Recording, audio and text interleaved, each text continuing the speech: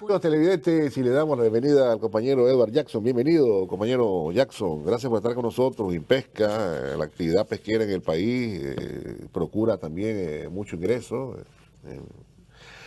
como le decimos, en divisas. Y bueno, le aclaro, hermano, que no estaba de vacaciones. Eso fue un exabrupto del compañero Iván Acosta, a quien le mando un gran abrazo.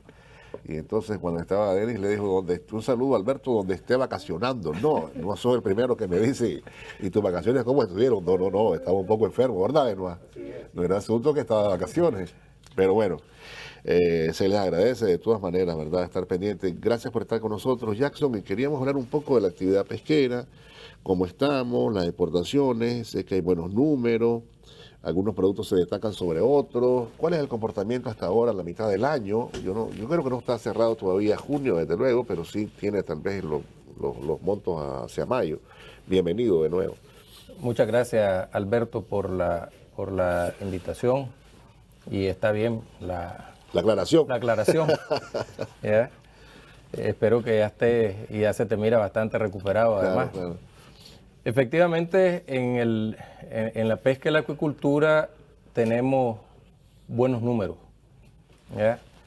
Pero en nuestro país estamos viviendo nosotros una bonanza, y esa bonanza no podemos decir que es de la noche a la mañana, sino que aquí tenemos que hablar del sacrificio que hicieron anteriormente nuestros héroes y mártires para llegar donde estamos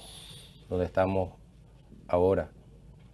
Ayer se estaba conmemorando el 43 aniversario de los mártires de Bataola, ¿ya? Y andamos nosotros ahorita en función de celebrar 43 veces 19. ¿Ya? Claro. Y entonces muchos de nuestros héroes y mártires no dijeron que morían por la patria, sino que murieron, como decía el poeta y mártir Leonel. Y eso ha servido como abono para esta época de paz y prosperidad en esta Nicaragua bendita y siempre libre. Gracias a eso, a ese sacrificio que nos llevó al triunfo de la revolución y después a la defensa de la revolución en los años 80, y ya después en el 2007, que hemos ido ya construyendo en tiempo de paz, ¿ya? Esta prosperidad y esta base económica que nos da esperanza, que nos ha regresado la dignidad al pueblo nicaragüense, encabezada por el comandante Daniel y por la compañera Rosario, ¿verdad? Y eso hay que dejarlo claro, pues, ¿verdad? Entonces, sí tenemos buenos números. Nosotros lo que es, ahorita ya hemos cerrado preliminarmente mayo, y andamos con cifras bastante buenas. Teníamos, por ejemplo, en el caso de las metas que nos habíamos propuesto, habíamos proyectado una meta de 33.700 toneladas. Hemos llegado a 32.300, es decir, un 96% de la meta que nos habíamos propuesto en cuanto a producción, ¿no? Claro. Como sector. ¿Esa propuesta para qué temporada era? ¿Para qué para periodo? ¿Para este periodo? Sí, Okay. como parte del plan de producción, claro, que vamos a andar presentando próximamente ya en todo el país. Dentro de las metas que nos habíamos puesto para este año, esperábamos exportar un poco más de 21.000 toneladas y hemos exportado un poco más de 19.000 toneladas para un 91% de lo que habíamos proyectado. Sin embargo, en cuanto a valores, ¿ya? La meta eran unos 138 millones de dólares, andamos casi por los 133 millones para un 96%, comparado, y por eso decía el sin embargo, comparado con el mismo periodo del año pasado, ¿verdad? Enero, mayo, andamos un 9% por encima de lo que nos habíamos comparado con el 2021 en el mismo periodo de enero a mayo, ¿verdad? Comparando interanualmente, pues. Entonces, estamos un 9% por encima. Entonces, estamos relativamente bien, ¿verdad? No vemos todavía, ahorita acabamos de terminar la temporada del pepino de mar, ahorita acaba también de terminar la temporada del caracol. A partir de ayer ya se comenzó el calado por parte de la pesca artesanal de las nazas, porque el 1 de julio comienza la temporada oficialmente de la langosta. O sea, unos recursos ahorita ya van a periodo de veda. Y otros comienzan. Y otros van a comenzar. Su explotación, sí. Que esperamos nosotros que esta temporada sea bastante buena, ¿verdad? Que la langosta ya se haya recuperado, porque asumimos que estuvo afectada por el paso de los huracanes ETA y IOTA. Esperamos entonces, y todos confiamos en la bendición divina, ¿ya? Y también hemos hecho algunos sondeos, nuestros técnicos, la Dirección de Investigaciones Pesqueras, y parece que hay una recuperación. Entonces esperamos tener una muy buena temporada que comienza, como decíamos, a partir del 1 de julio, y es una temporada de 8 meses. ¿Cuáles son las temporadas mejores en el año? ¿Hay temporadas mejores que se prevé que se crece más? ¿Hay, digamos, momentos depresivos, como llaman en la economía, o se mantiene durante todo el año? En el caso del cultivo, imagino que eso está constante, porque es una actividad, digamos, dirigida, qué sé yo.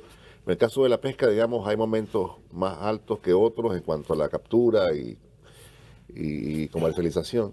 Depende en muchos casos. Correcto. De la demanda. Correcto. Y también depende de los ciclos, ¿verdad?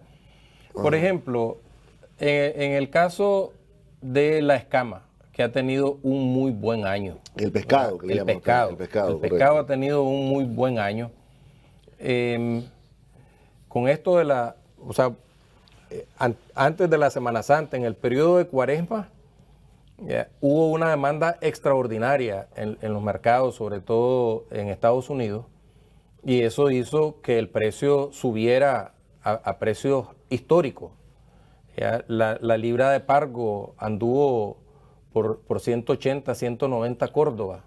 Nunca había llegado a ese precio. El precio... Bueno, muy caro, ¿no? Bueno, para el mercado interno para sí, el mercado interno, sí. Para el mercado interno demasiado caro. Demasiado caro, sí. Pero por la demanda en el exterior, entonces los precios aumentaron, claro. Y fue pasada Semana Santa y entonces ya comienza a disminuir o sea, ya termina la Cuaresma y entonces el precio comenzó a bajar abruptamente. En 2-3 semanas ya estaba en 80, 85, 90 Córdoba. La libra, ¿ya? Y a eso hizo que los pescadores también ya dejaran de producir productos de la demanda. Nuestros pescadores han querido seguir, ¿verdad? Y quieren un precio como el que estuvo para esa época, pero la demanda objetivamente ha disminuido, ¿verdad? Y eso incide en el precio, pues, como eso todos los incide productos, claro, pues, en el precio. Oferta y demanda, sí. Así es. Entonces ya está más accesible al mercado nacional el precio. Y ahora esas afectaciones de las temporales, el no zarpe y todo lo demás, a veces hay también sus implicaciones, ¿no? Que tienen que ver con la explotación. Eso afecta. Ahora, ¿Y eso lo vuelve a encarecer? Ahorita hay buen abastecimiento. Ahorita hay buen abastecimiento. Ahora los mercados están relativamente... Recordemos que los arpes se paran por 3-4 días, máximo una semana, y los mercados están hasta ahorita bien abastecidos y no está afectándose la oferta, ¿verdad? Hay suficiente pescado. En el caso de la escama, ¿está en manos de los pequeños o hay también grupos grandes? Bueno, la mayor parte de la producción es la pesca artesanal. Correcto. ¿Verdad? Los protagonistas. Entonces, que entran ustedes con mucho apoyo, que entran a entregar las lanchas, claro, le apoyan las exoneraciones con el combustible, ¿verdad? Que son beneficios fiscales que ha otorgado nuestro gobierno de reconciliación y unidad nacional. Entonces, ahí estamos con esa política pues de atención a ellos. Ellos, por un lado, le venden a comerciantes que abastecen el mercado nacional, y por otro lado a los acopios que son de empresas que exportan. Entonces, así más o menos a grandes rasgos se divide. En el caso, por ejemplo, de la langosta, aunque son 8 meses, el 70% de la producción se da en julio, cuando comienza la temporada, pues julio, agosto, septiembre, octubre. ¿Ya? En esos 4 meses se captura el 70%. Ya después, noviembre, diciembre, enero, febrero, ¿ya? Donde hay mayores vientos, cuestiones, afectaciones por el clima, entonces ya ahí la producción disminuye, ¿verdad? Entonces, para diferenciar un poco lo que es las temporadas, como te decía, que me hacía la pregunta, algunos es por demanda y otros tiene que ver también con cuestiones un poco cíclicas. Esto de la langosta, sí siempre mantiene el precio, ¿verdad? Jackson, por alguna razón, como es una exquisitez, un platillo, digamos, ¿siempre es bien valuado o tiene momentos en los que baja? Siempre es bien valuado, ¿verdad? Pero el año pasado, producto de los huracanes, hubo una disminución, y no solamente en Nicaragua, ¿verdad? Hubo disminución en Honduras, hubo disminución en Belice. Esas disminuciones provocaron de que el precio aumentara. Correcto, había poco producto. Y había poco producto y la demanda se mantenía entonces para arriba. Entonces eso hizo de que los precios fueran también extraordinarios, ¿ya? La cola de langosta llegó a casi $29, ¿ya? Entonces un precio que nunca había estado ahí.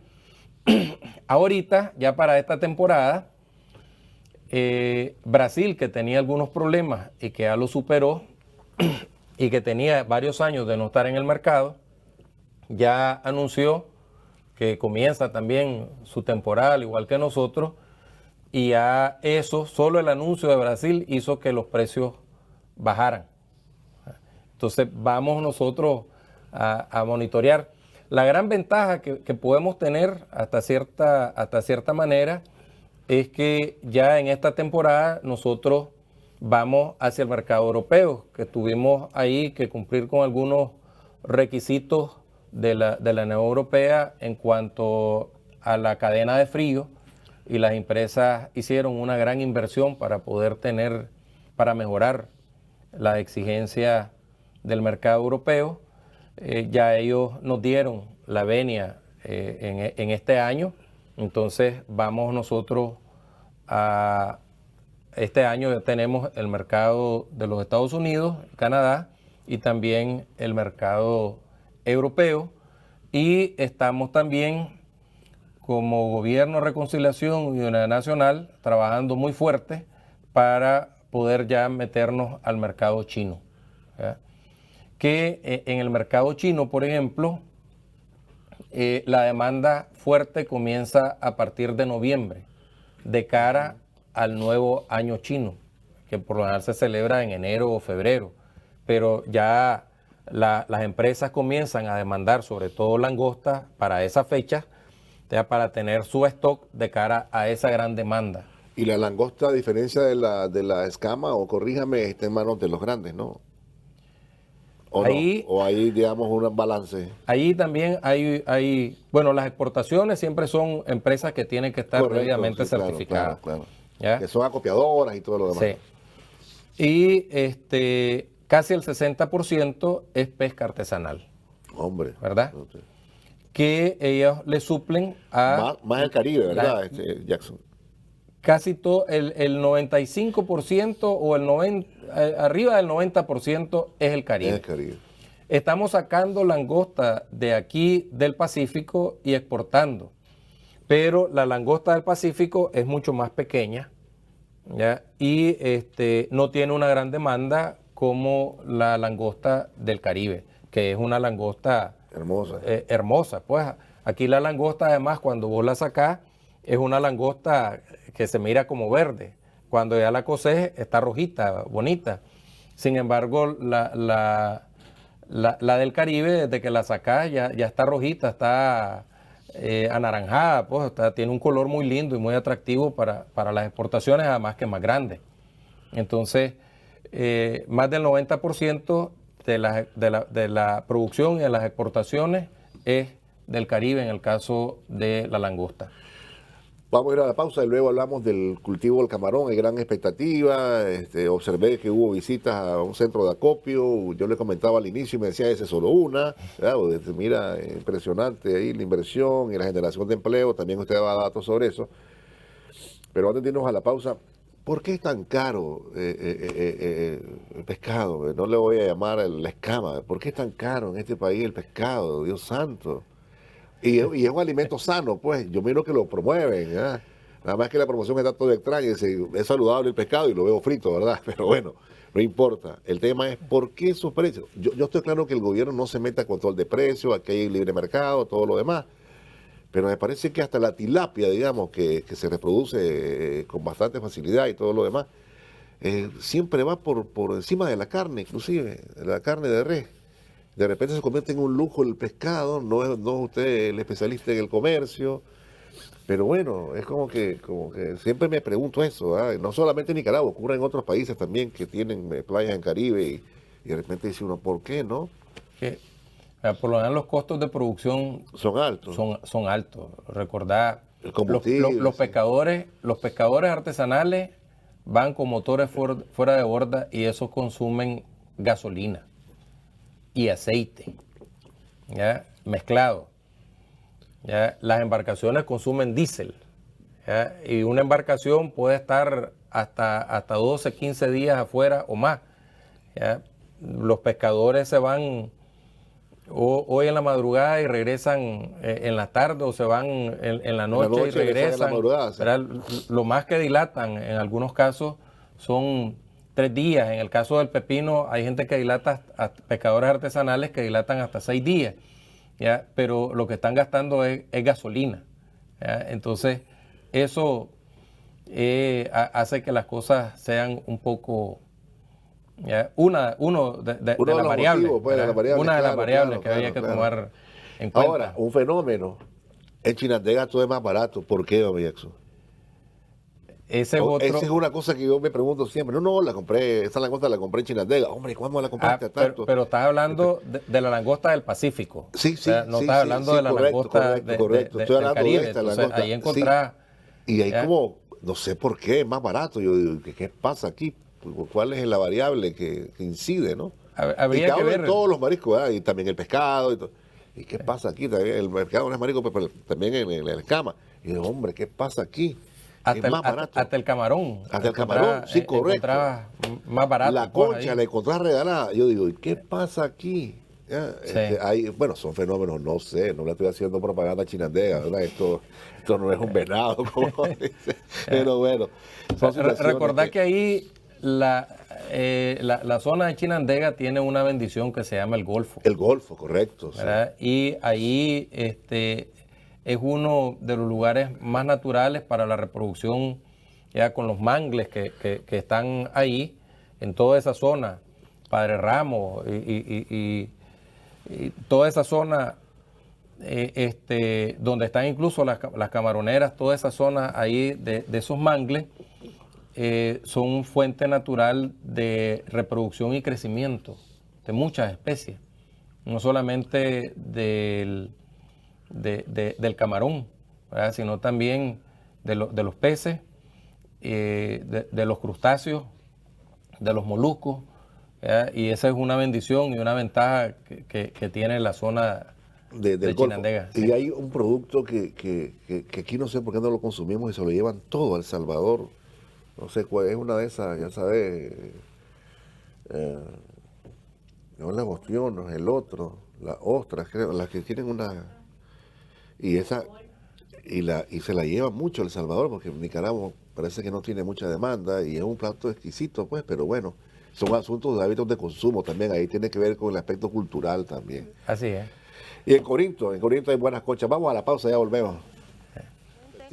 Hay potencialidades ahí todavía que se pueden, digamos, aprovechar. Recientemente vi, tampoco es un anuncio, ¿verdad? Vi una empresa copiadora, la forma en que trabajan. Hay algunas imágenes, los medios de Poder Ciudadano estuvieron ahí. También hay, digamos, en esa industria del cultivo de camarón, hay generación de empleo. ¿Cuáles son las expectativas en ese sentido? Y yo sé que usted me ha dicho que procuran parte importante de lo que entra, de lo que significa montos, pues, ¿verdad? Sí. En este caso, ¿no? Sí. Vamos a hablar entonces de lo que es la contribución de la camaronicultura. Correcto. ¿Ya?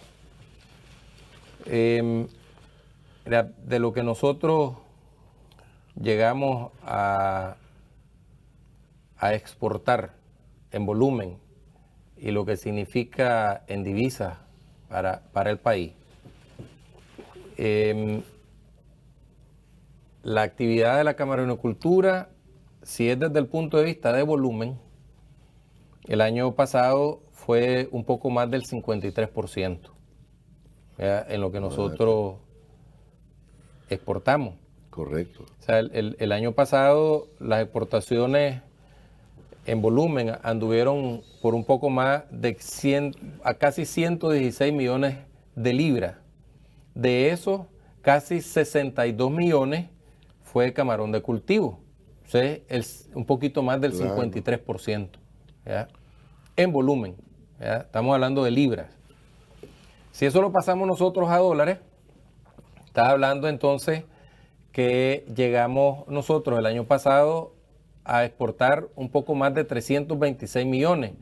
De esos 326 millones, 164 corresponden al camarón de cultivo, es decir, un poco más del 50%. Y ese es el comportamiento más o menos histórico, ¿verdad? O sea, lo más bajo que ha estado en el peso ha sido 43%. Después de eso, 48, 47, 52, 53, en volumen. Y si nos vamos a la parte de los dólares, lo más bajo que ha estado en la contribución es el 46%, de ahí 47, 49, 50. ¿No? Entonces, tiene una importancia sustantiva hasta ahora. Desde que llegaron hasta la fecha, Jackson, ¿cuál ha sido el crecimiento? ¿Tenés el dato? No lo tengo, ¿verdad? O sea, estás hablando que es la actividad del camarón de cultivo más o menos se inicia en los años 90. 90, correcto. ¿Verdad? Pero lo que es el crecimiento sostenible del sector se da ya con el gobierno de reconciliación y unidad nacional. O sea, ha habido una constante donde va subiendo, ¿verdad? Para decirte, por ejemplo, en el 2016 fueron un poco más de 41 millones de libras, pero en el 2017 casi 48. Ya en el 2018 un poco más de 55 millones. A pesar de la intentona. A pesar de la intentona, sí, ¿verdad? Que eso fue una de las cosas que dijimos aquí, a pesar del intento de golpe, ya el sector de la pesca y la acuicultura no paró actividad, ¿verdad? Y fue uno de los mejores años. Anduvimos, si mal no recuerdo, por los 320 millones de dólares en exportaciones ese año, pues, que pasamos. Claro. ¿Ya? En el 2019, 67 millones de libras. En el 2020 bajó un poquito a 66 y el año pasado 62. Entonces, pero nosotros, el sector ya pasó esa barrera de los 47 millones o 41 millones del 2016. Entonces, y se ha mantenido ahí en crecimiento. ¿Se puede crecer más? Sí. Ajá. Sí. ¿Ya? Y eso es algo que yo le he estado diciendo al sector, que nosotros le hemos estado insistiendo al sector, y el sector pues está reaccionando de manera positiva. ¿Ya? Nosotros tenemos aquí en concesiones, tenemos un poco más de 29,000 hectáreas registradas, ¿verdad? Todas esas áreas son arriba del 95-96% son del estado de Nicaragua, y hemos dado en concesión casi 30,000, o sea, 29,800 hectáreas se han dado en concesión. De esas, las que están en producción son un poco más de 17,000 hectáreas. ¿Ya? ¿Qué pasa con las otras, perdone? Las otras, algunas están como áreas de reserva, otras las han reforestado con mangles, les han dado algún tipo de mantenimiento, y otras que están honestamente subutilizadas. Correcto. ¿Verdad? 17,000. Con esos 17,000 hectáreas en producción, nosotros hemos llegado a esos 62 millones de libras. En Ecuador, vos tenés que irte comparando Correcto. con los mejores. 13,000 hectáreas te producen un poco más de $1,000 millones. ¿Ya? Tiene que ver con los rendimientos. Tiene que ver con los rendimientos, o sea, tiene que ver con algunos otros factores, pues ahí que los vamos a mencionar, que es parte de los retos que tiene el sector. Entonces, ¿qué significa eso? Sin embargo, que nosotros podemos, ¿ya? Esos 164 millones, nosotros podemos duplicarlo y triplicarlo. O sea, podemos llegar a 300, podemos llegar a 400 millones de dólares. La pregunta es cómo. Y ahí es donde nosotros están, por decirlo así, los retos. ¿Ya? Por ejemplo, la manera en que estás produciendo. Tenés de esas 17,000 hectáreas, tenés apenas 545 que están en un sistema intensivo.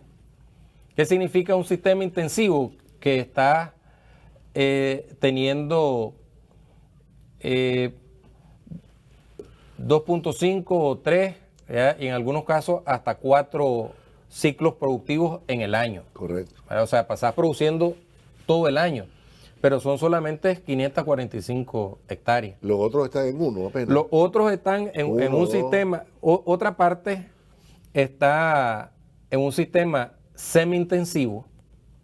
¿Ya? En el sistema semi-intensivo tenés la gran mayoría, ¿ya? Casi 15,000 hectáreas.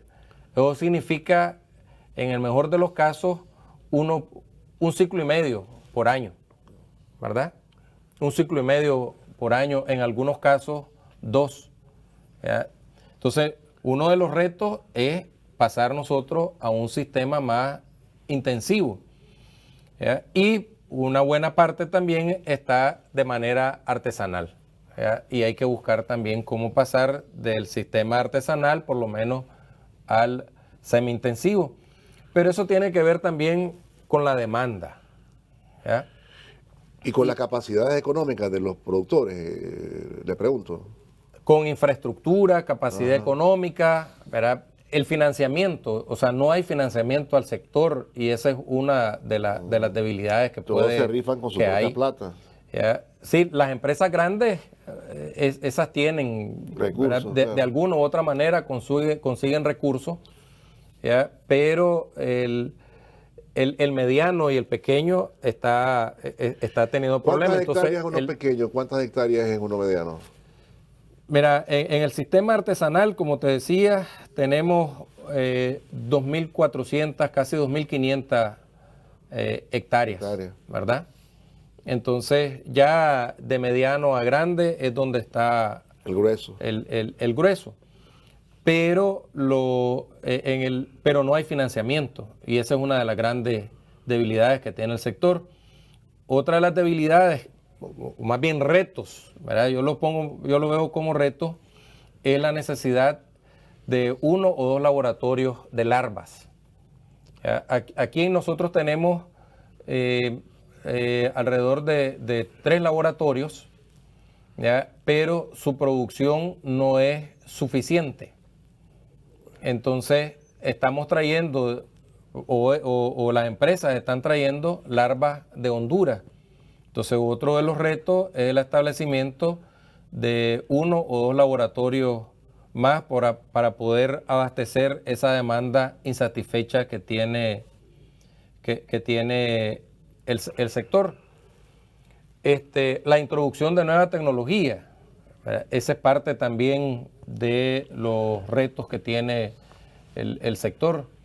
Hay muchas de las granjas, hoy por hoy, y vimos aquí en Inversiones Belén, Ajá. la alimentación la hacen manual. Sí, el video que teníamos, Benito, también lo pedí, sí. Sí, entonces andan ahí en canoas, Sí, estábamos viendo ahí, tirando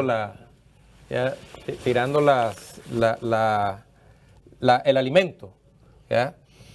Ya hay algunas empresas que han traído sistemas automatizados, ¿ya? Y otras, ya hay 2 empresas que ya lo trajeron y otra que está por traer ya unos sistemas de alimentación que le llaman inteligentes, que detectan cuando las larvas, por radiofrecuencia, cuando las larvas están demandando y entonces automáticamente tiran el alimento.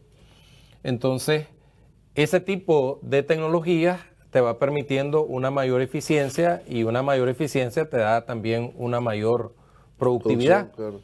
Esa es parte también de los retos que tiene el sector, ¿verdad? Y en eso tenemos que continuar trabajando, pues, porque para exportar vos necesitas semilla certificada y la semilla certificada solo te la dan los laboratorios. Y ahí tenemos, como te decía, un déficit y en algunos casos que le llaman también. Sí, y por tanto estamos importando ya larvas o semillas de Honduras. ¿Y el camarón que capturan en la costa Caribe, Jackson?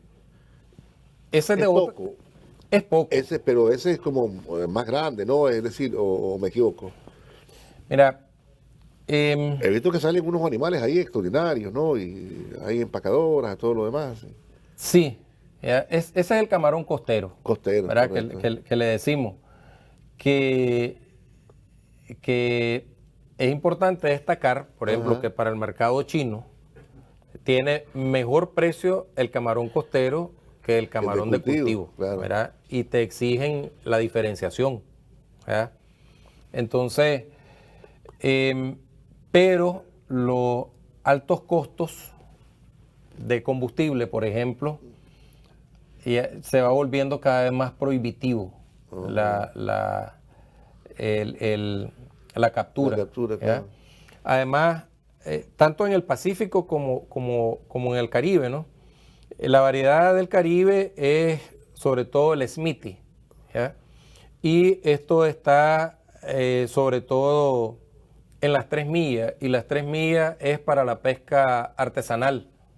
Entonces, si ya los barcos se meten a las 3 millas, ya ahí es donde está la pesca artesanal y eso lo hace prohibido y se multa, ¿verdad? Y es correcto, pues, porque la pesca artesanal está sacando su escama, está sacando su camarón, está sacando su langosta, está sacando, ¿verdad? En esas 3 millas son prácticamente sagradas, claro, son para ellos.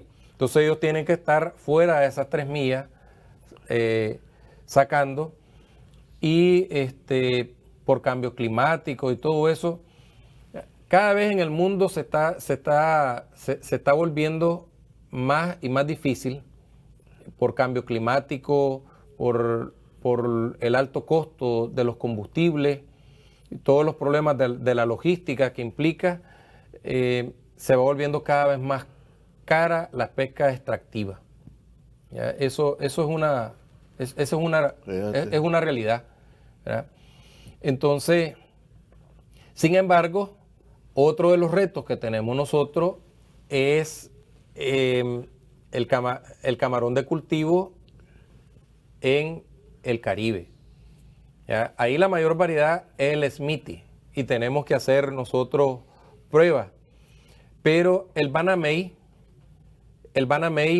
que es el que se ocupa aquí en el Pacífico, es originario del Pacífico y más o menos en toda la costa latinoamericana es donde ha estado el banamey, que es el que se llevó al cultivo, y ahora tenés cultivo de banamey, los cultivos de camarones en casi todo el mundo es el banamey. En China se cultiva el banamey. Ahorita uno de estos países árabes dice que va a construir una de las granjas más grandes del mundo para tener una de las producciones más grandes del mundo de cultivo de camarón, y es banamey, ¿verdad? Entonces, ya hay países aquí en la región del Caribe, como Cuba, en la Florida también, Venezuela, en Colombia también están comenzando a producir, en el Caribe de estos países, están comenzando a producir, a tener cultivo de camarón de la especie de banamey. ¿Verdad? Desconozco hoy por hoy los resultados, ¿verdad? Pero también llevar una especie del Pacífico hacia el Caribe, ya esa es una especie exótica, ¿verdad? Y tiene que tener su impacto ambiental. Entonces, habría que tener algún cuidado con la introducción de esto, y habría que hacer los estudios, habría que hacer los análisis de riesgo y todo eso. Pero tenés algunas otras especies que también son exóticas, pero que ya existen. Por ejemplo, en el Caribe nosotros hemos encontrado el monodón, el camarón monodón, que es un camarón inmenso, es grande, es originario de Asia, ¿ya? Y hacia aquí a la región los trajeron los ticos y los trajeron los mexicanos. Se les escapó y ahora tenemos en el Caribe de manera silvestre y nosotros ya hemos capturado. Entonces, el precio del monodón es altísimo porque te lo compran, como es un animal grande, ya 10 unidades son 1 libra, claro. 15 unidades son 1 libra, y los precios son muy buenos, pero las inversiones también deben ser sustantivas. Y ese es parte de los retos que nosotros tenemos que ir viendo y con nuestros empresarios y con inversionistas extranjeros para ver si podemos continuar desarrollando la industria del camarón. Gracias, el tiempo nos alcanzó, pero rapidito, ¿cuál es el aporte que esperan? ¿Todavía ya la meta del año o no la puedo decir porque tienen todavía que presentar el plan de producción? Todavía tenemos que presentar el plan de producción. Vamos a esperar entonces que se presente el plan de producción. Muchísimas gracias, Jackson, gracias por haber llegado. Vamos a la pausa, no se vayan, tenemos más, ya volvemos.